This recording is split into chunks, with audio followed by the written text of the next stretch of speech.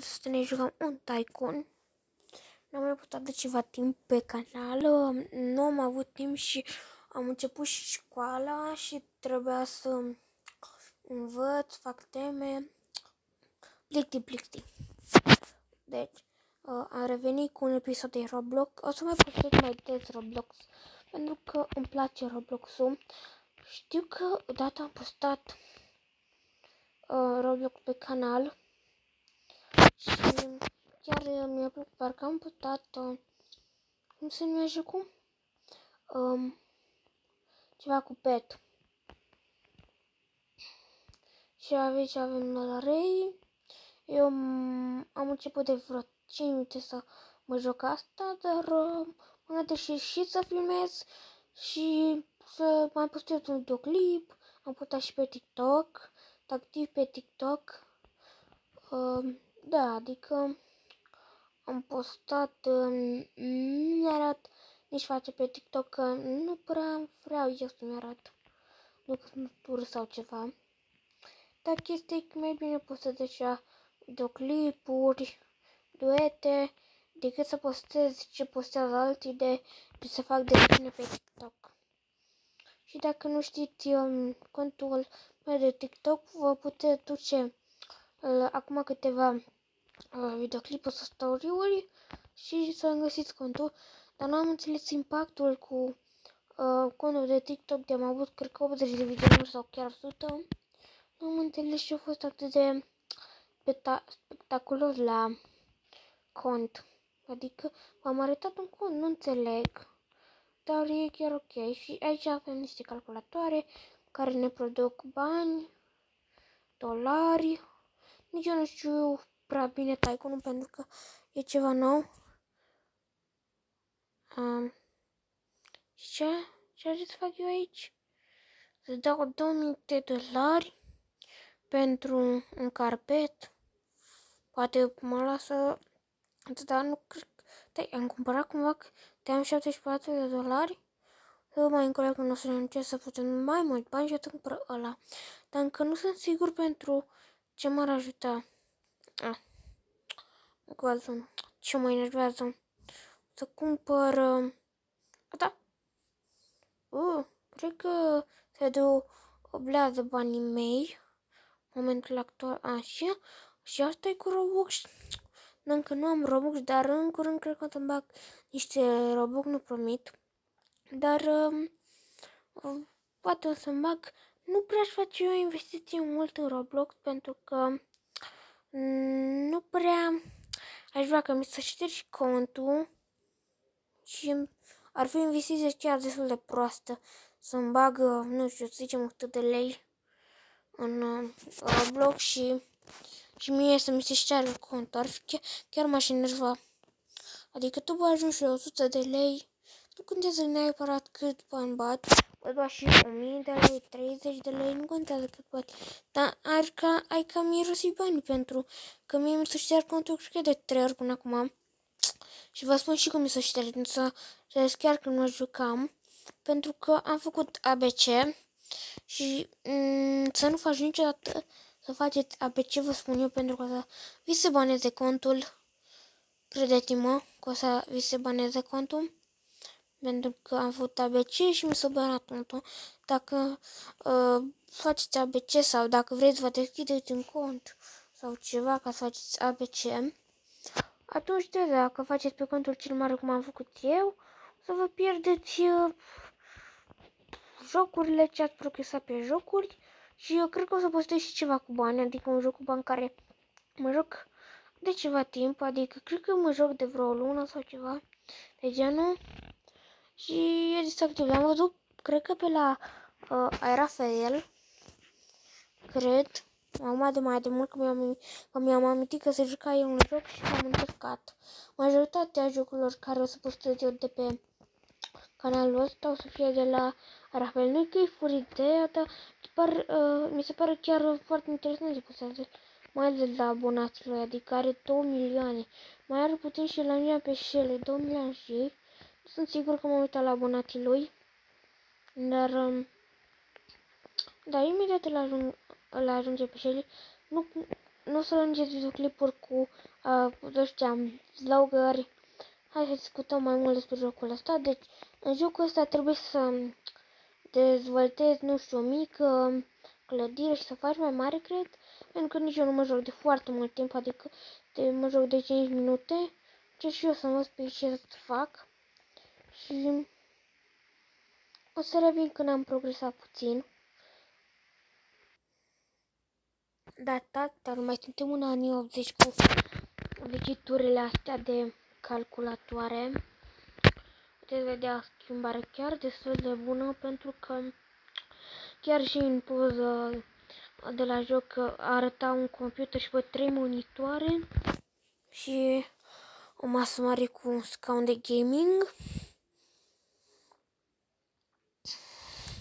Am progresat puțin pentru că mi-am găsit și etajul ăsta și am luat și calculatorul ăsta și am mai investit în alte chestii. Le arăt după. Am 6898 de dolari. Aici 149 de Robux. Nu înțeleg de ce băga Robux, doar pentru a-și cheltui oamenii banii.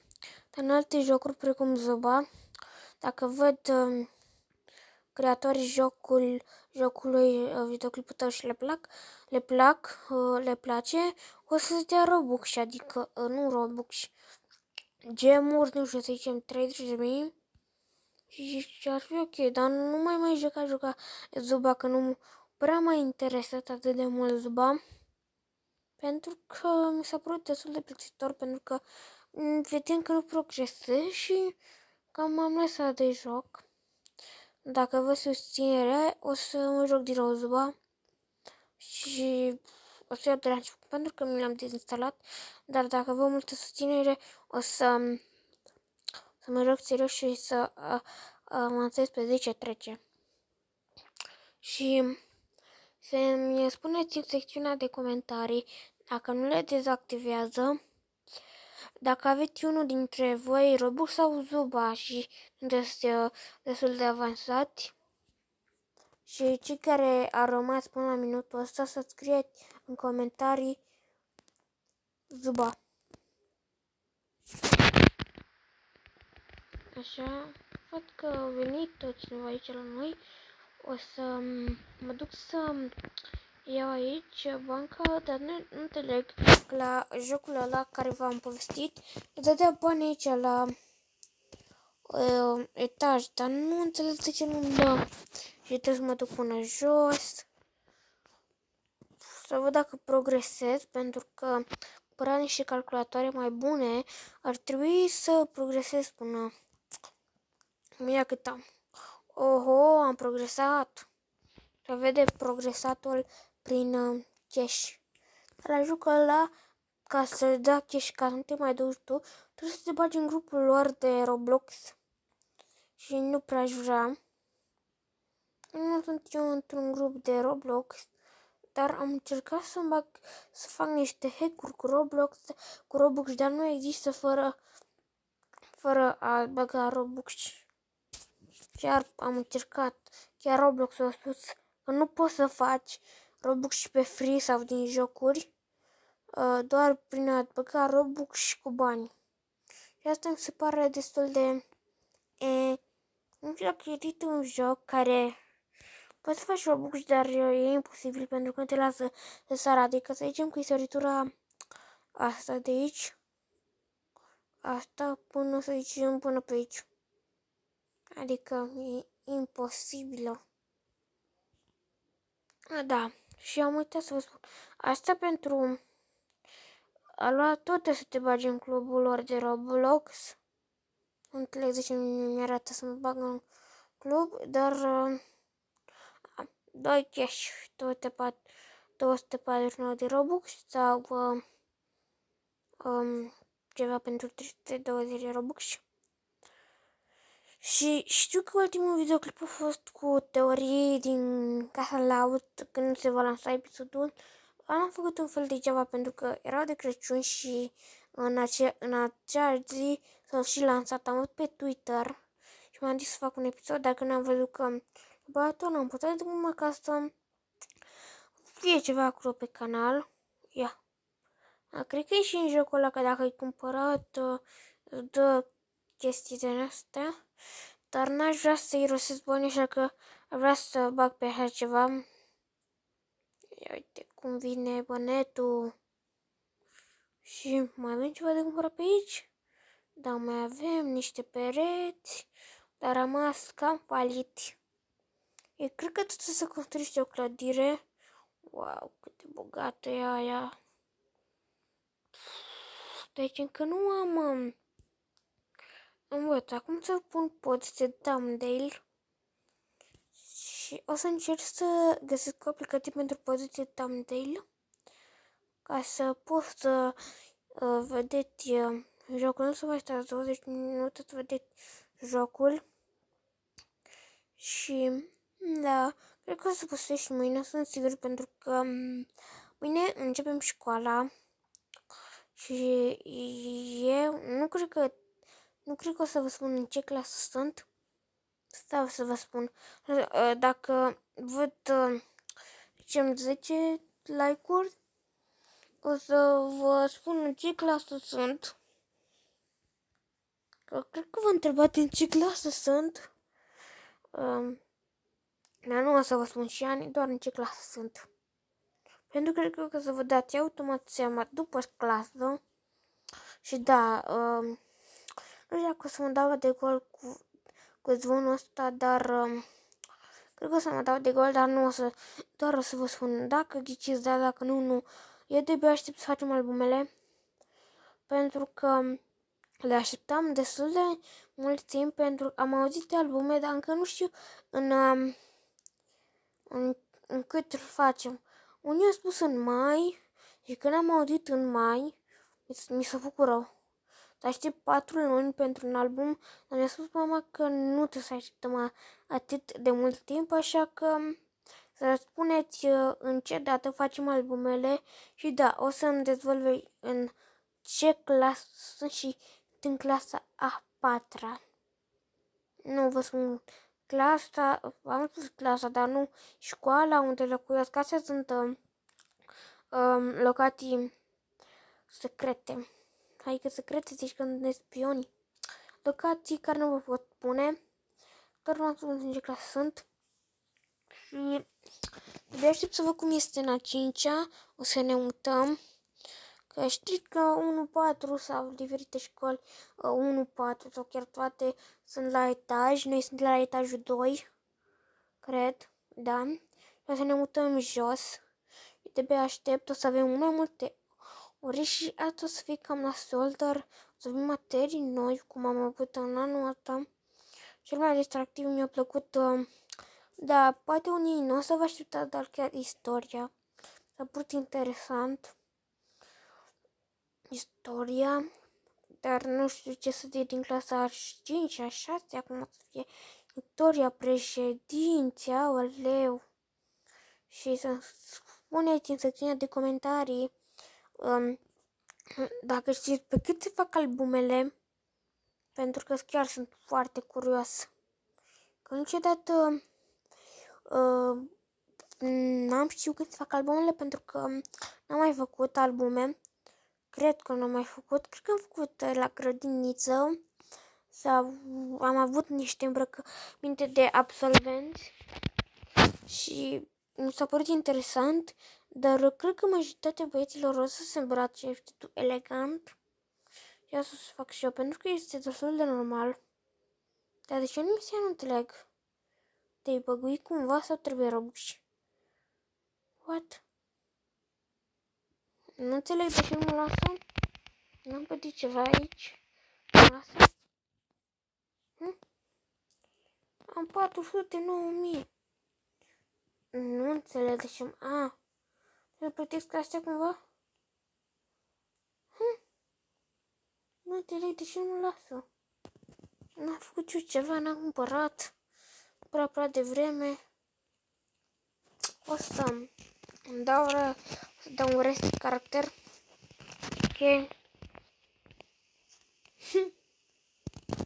M-am picat așa.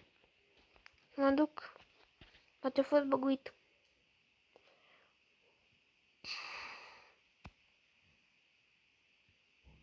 Și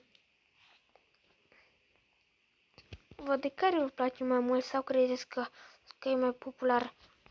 Nu mă refer la abonați, mă refer la faimă. Shelly sau Ai Rafael. Pentru că Ai Rafael mai are un cont care este gamer, Shelly este vlogger, adică e o diferență dintre youtuber și vlogger și gamer. Gamerul adică jocuri, vlogger să faci vloguri așa în aer liber, să faci prank-uri, etc., să dai bani, în fine. Și vlogger înseamnă, youtuber înseamnă adică să fii cunoscut, adică precum Shelly, Ai Rafael, Mitsu, Cami, Zbâr și cam așa cunosc eu, dar nu înțeleg de ce nu mă... Stai că cred că știi de ce nu mă lasă.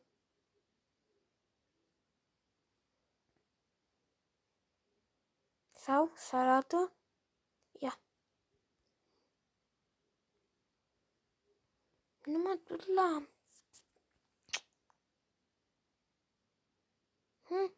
Nu m-am dus eu la proprietatea mea? Că nu înțeleg. Ia. Habar n-am ce s-a întâmplat. M-am dus să-mi iau... Tăi. Asta e proprietatea mea, nu? Ce e asta?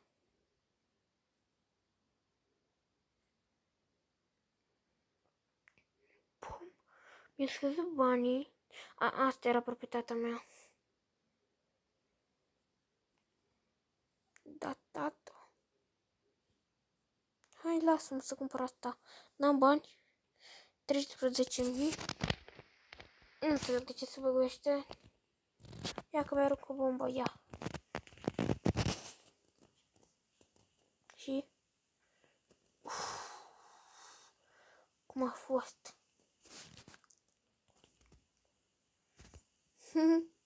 Acum vine cash. Nu? Nu înțeleg. Păi cer că vine cash. Așa nu mai trebuie să mă duc. Wow, dacă de mult bani facem. Nu înțeleg de ce nu mă lasă să cumpăr calculatorul ăsta. Habar n-am. Poate n-am destui bani, dar dacă n-aveam destui bani, mi-arăta să cumpăr Robux. Nu fac cu cash, că mă enervează. Nu trebuie să fie proprietatea mea, nu?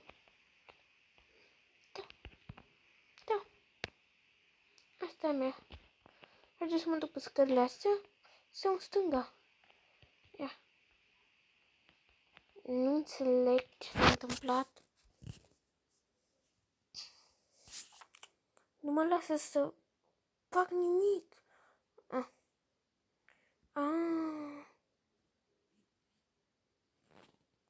What? Am cumpărat și n-am observat? Dai ce? Nu că mă enervesc, deci nu înțeleg cum și de ce. Dar astea... Asta era mea.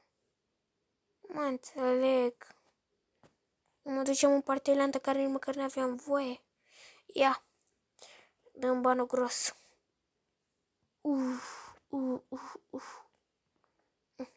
Cât de cât. Nu-și prea merită prea mult bani pentru că nu produc nici un bănuț. Așa cred. Că nu produce niciun ban. Mai aici o bandă. Ia să vedem cum sunt calculatoare de la nivelul ăsta.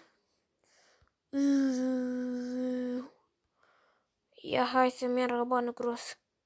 Hop, hop, hop. Da, tată.